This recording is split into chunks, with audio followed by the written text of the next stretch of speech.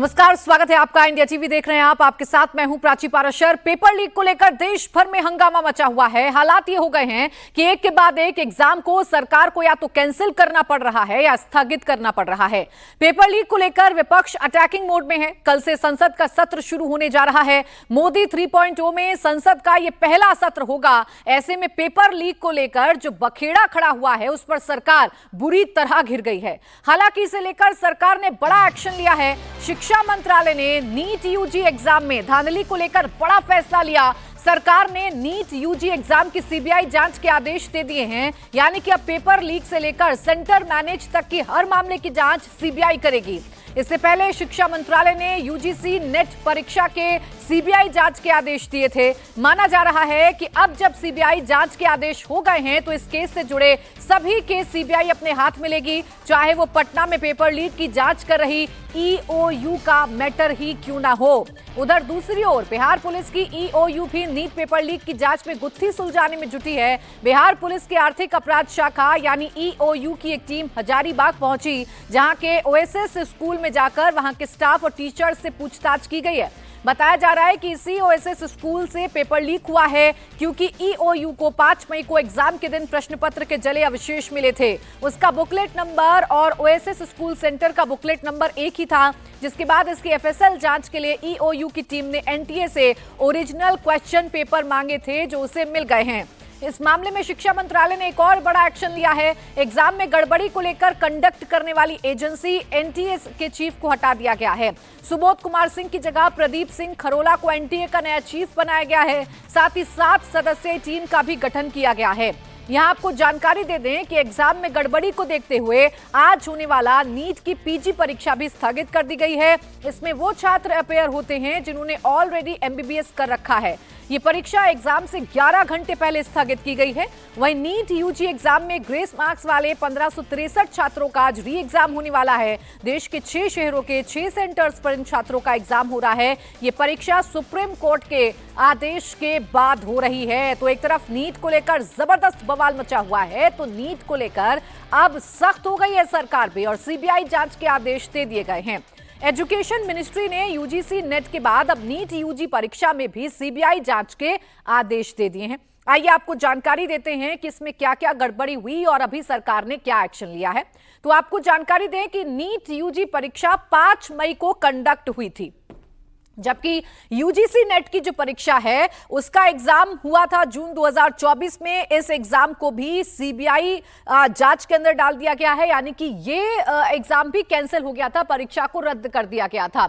वहीं NEET UG की अगर आप बात करेंगे, जिस पर सबसे ज्यादा बवाल मचा हुआ है, कई प्रकार की धांधली का मामला सामने आ रहा है, पेपर लीक और सेंटर मैनेज जैसी बड़ी घटनाओं का मामला सामने आ रहा है। इस परीक्षा में सीबीआई जांच अब होगी। पूरे के पूरे एग्जाम को रद्द नहीं किया गया है, लेकिन ग्रेस मार्क वाले 1563 बच्चे जो थे उन्हें आज एग्जाम में रीअपियर होना होगा और अब इस मामले में सीबीआई जांच के आदेश दे दिए गए हैं। आपको याद दिला दें, जो बच्चे आंदोलन कर रहे हैं, जो बच्चे विरोध प्रदर्शन कर रहे हैं, सुप्रीम कोर्ट में याचिका लगा चुके हैं, उनकी भी मांग यही थी कि सरकार को इस मामले में सीबीआई जांच करनी चाहिए। अब एनटीए ने इस महीने में 4 एग्जाम कंडक्ट कराए हैं, जिसमें से 2 को रद्द कर दिया गया है, जबकि 2 एग्जाम को स्थगित करना पड़ा है।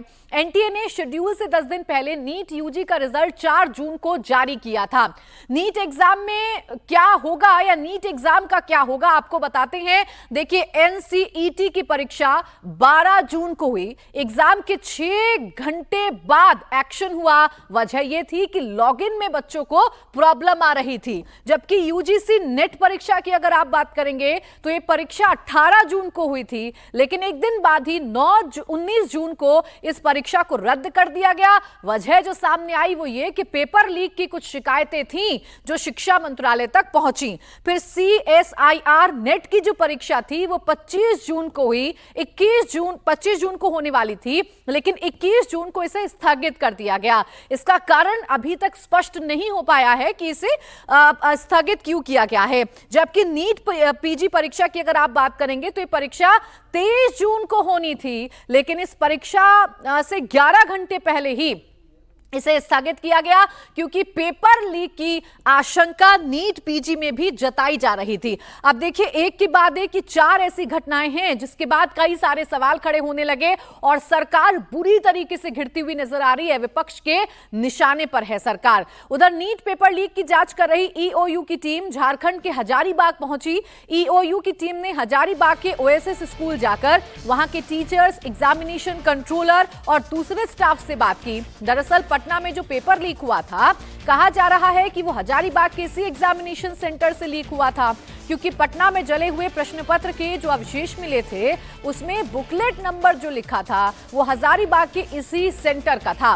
इस मामले में ईओयू ने एफएसएल जांच के लिए एनटीए से प्रश्न पत्र की ओरिजिनल कॉपी मांगी थी। हालांकि 1.5 महीने बाद अब एनटीए ने ईओयू को उपलब्ध कराई है, जिसके बाद ईओयू की टीम हजारीबाग पहुंची थी और इस स्कूल में जाकर यहां के टीचर से बात की गई और उनसे पूछताछ की गई है, क्योंकि ये आशंका जताई जा रही है कि जो पेपर लीक हुआ है वो इसी ओएसएस स्कूल से लीक हुआ है, क्योंकि बुकलेट नंबर, क्वेश्चन पेपर और सेंटर की बिल्कुल सेम था।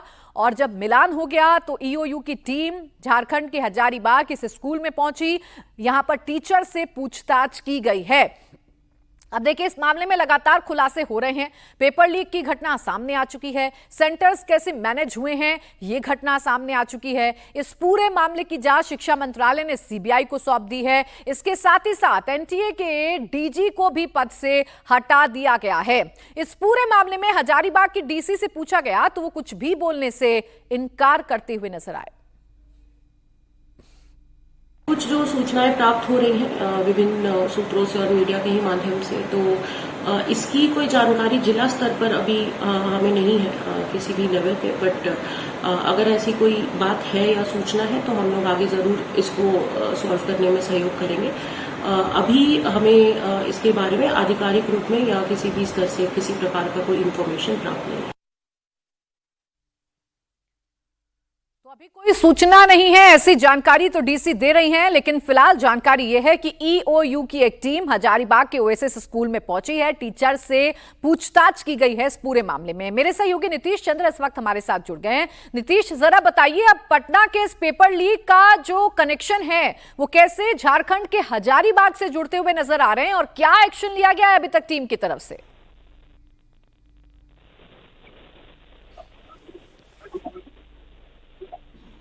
नीतीश, आपको आवाज मिल रही है मेरी? जी जी मिल रही है। नीतीश, कैसे ये अब पूरी की पूरी जांच झारखंड तक पहुंच गई? इसके तार कैसे ओएसएस स्कूल से जुड़ गए, जरा बताइए, क्या एक्शन लिया गया है अभी तक? देखिए, जो जला हुआ बुकलेट मिला था उस पर जो नंबर दर्ज थे उस नंबर की पड़ताल की गई तो ये पता चला कि ये हजारीबाग का है। चूंकि हर शहर के लिए जो बुकलेट नंबर जारी होता है उसका एक रिकॉर्ड होता है, तो उस आधार पर यह पता चला कि ये हजारीबाग से प्रश्न पत्र लीक हुआ है। फिर ये पता किया गया कि आखिर ये किस सेंटर पर था, ये सीरियल नंबर किस सेंटर पर था, उसकी जानकारी भी आ गई कि हजारीबाग में ओएसएस स्कूल पर ये सीरियल नंबर था और यानी इसी सेंटर से ये प्रश्न पत्र लीक हुआ है, ये बात साबित हुई। और यही कारण है कि फिर ईओयू की टीम जो है वो झारखंड के हजारीबाग पहुंची। वहां स्कूल प्रबंधक जो हैं उनसे, शिक्षकों से, जो एग्जामिनेशन कंट्रोलर थे उनसे बातचीत की है, उनसे पूछताछ की गई है। और ये अब पता किया जा रहा है कि ये लीक हुआ तो एग्जैक्ट कहाँ से हुआ, क्या बैंक से स्कूल आने के दौरान हुआ,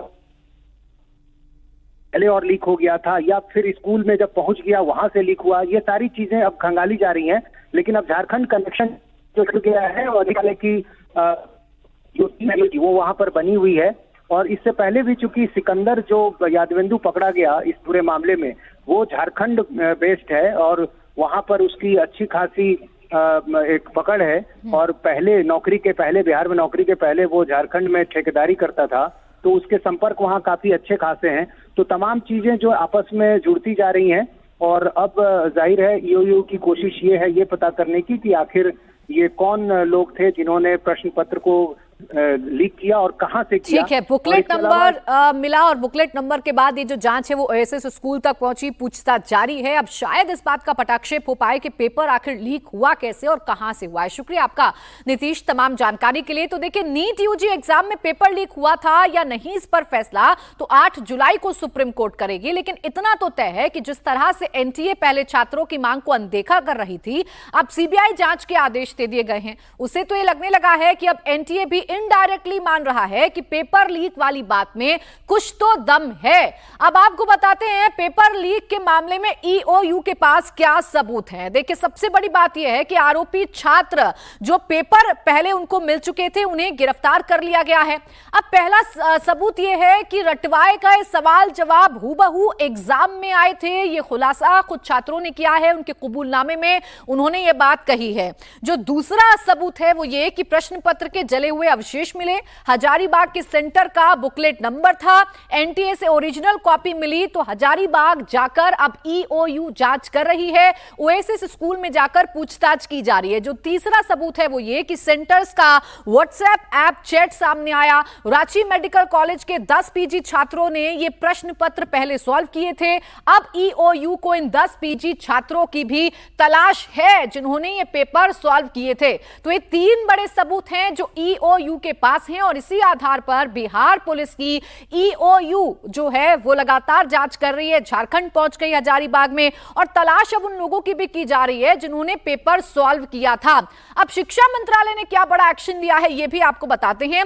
एनटीए चीफ सुबोध सिंह को हटा दिया गया है और इनकी जगह प्रदीप सिंह को एनटीए की कमान सौंपी गई है। वहीं शिक्षा मंत्रालय ने नीट यूजी परीक्षा की जांच अब सीबीआई को सौंप दी है। यही मांग पहले दिन से स्टूडेंट्स कर रहे थे, याचिकाकर्ता कर रहे थे। चौथा एक्शन यह है कि नीट पीजी एग्जाम को भी स्थगित कर दिया गया है। ठीक 11 घंटे पहले इस परीक्षा को स्थगित किया गया है। अभी तक एग्जाम में गड़बड़ी में एनटीए ने क्या एक्शन लिया है, तो एक्शन यह है कि सुबोध कुमार सिंह को डीजी पद से हटा दिया गया है और उनकी जगह प्रदीप सिंह खरोला को नया डीजी एनटीए का बनाया गया है। यह बड़ा एक्शन लिया गया है और जिस तरीके से अब एनटीए में एक्शन लिए जा रहे हैं, सीबीआई जांच की मांग को स्वीकार कर लिया गया है, उससे यह साफ साफ समझ में आता है कि पेपर लीक की कुछ घटनाएं तो अब एनटीए भी मान रहा है।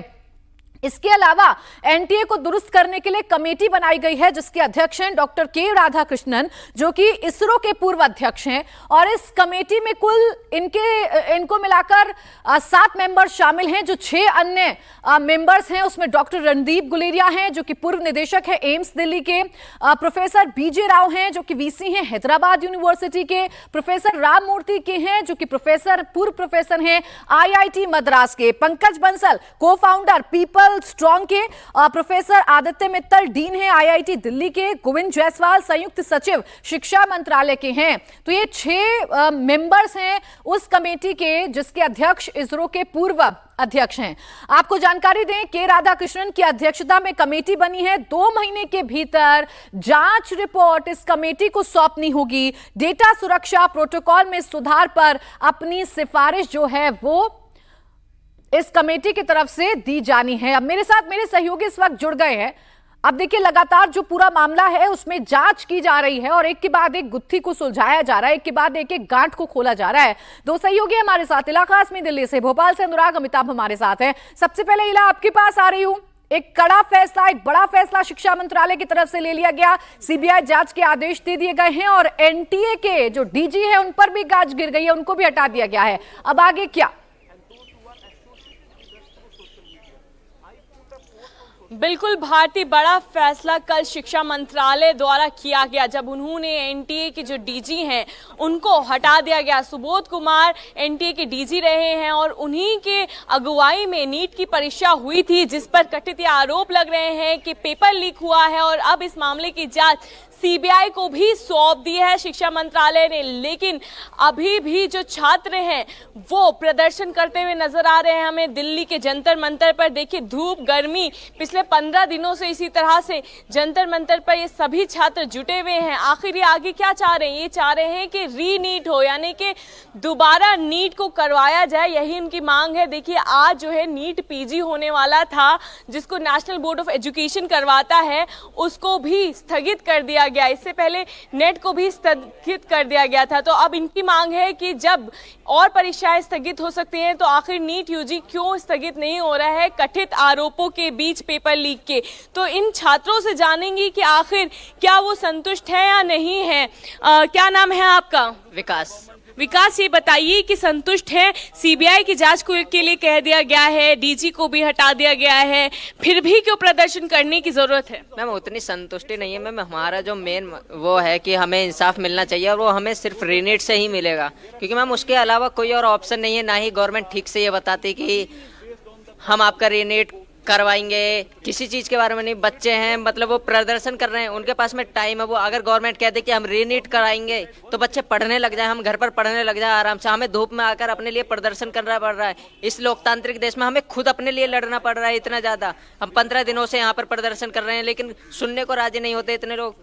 क्या नाम है आपका? हरिंदर मैम। ये बताओ हरिंदर कि तुम गाजियाबाद से आए हो, यहाँ पर धूप में प्रदर्शन कर रहे हो, लेकिन कल सीबीआई जांच के लिए कहा शिक्षा मंत्रालय ने, क्या कहोगे, संतुष्टि है या नहीं? मैम जो सीबीआई जांच की हमने मांग करी थी उससे तो संतुष्टि है, लेकिन एक दिक्कत ये है, इतना लेट फैसला क्यों आया? ये फैसला पहले भी तो आ सकता था, ये सारी चीजें पहले भी तो हो सकती थी। इतना लेट सोचने के बाद क्यों? पहले तो आप आते हो, पहले बिना इन्वेस्टिगेशन आप कह देते हो पेपर लीक नहीं हुआ, उसके बाद आपके लगातार बयान चेंज होते रहते हैं।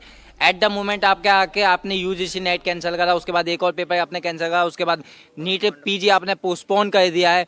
तो ये चीजें हो रही हैं, आपको लगातार लग रहा है, तो फिर अब उसके बाद हमारे पे आए हो आप। मतलब ये चीज जो हमारे लिए शुरू हुई थी वो आगे आने वाले 3-4 पेपरों पर और हो चुकी है। तो ये चीज इतनी लेट क्यों हुई?